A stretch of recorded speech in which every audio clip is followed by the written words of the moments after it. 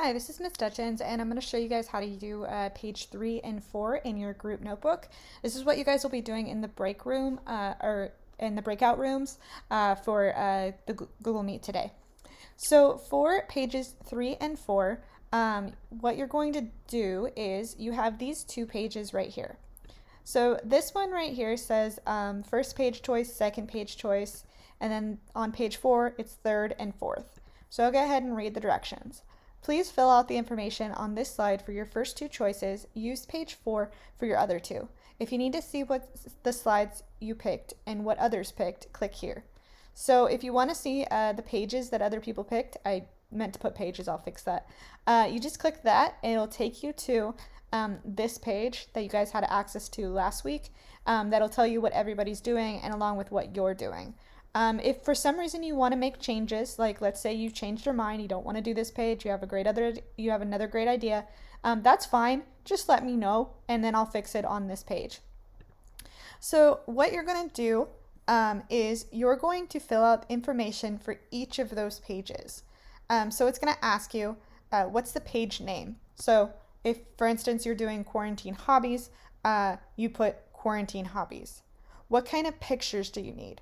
This is really important because when I go to email out to teachers and create the Google form for students and things like that, I need to know what you guys need as far as pictures because I want to make sure that we get the right kinds of pictures.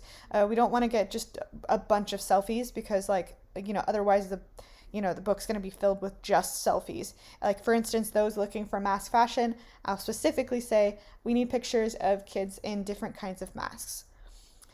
So on and so forth. You can just do notes kind of thing right here because I didn't leave you much room, but you can also edit the size. So if it's not enough space, you can always edit it to make sure it's smaller. Then it says, do you need anything specific? So for instance, if you are interviewing teachers to see what life is like during quarantine for them, you might need their emails. So you might say, we need all teachers' emails.